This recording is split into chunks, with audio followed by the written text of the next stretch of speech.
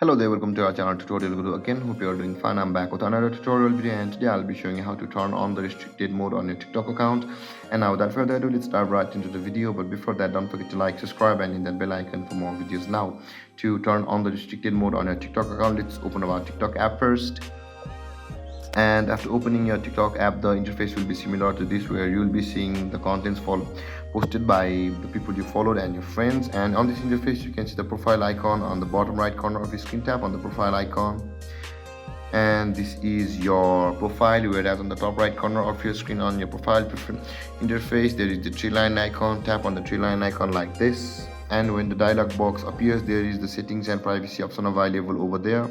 Tap on settings and privacy, and after that, when we are on this interface, you need to scroll down a little bit, and under the category of content and activity, there is the content preferences option available over there.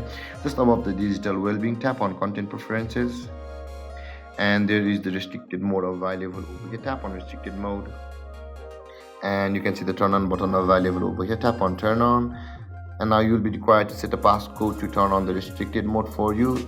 Enter a passcode of a 4-digit, which is simple for you. For us, it will be the 2580 because it's simple enough.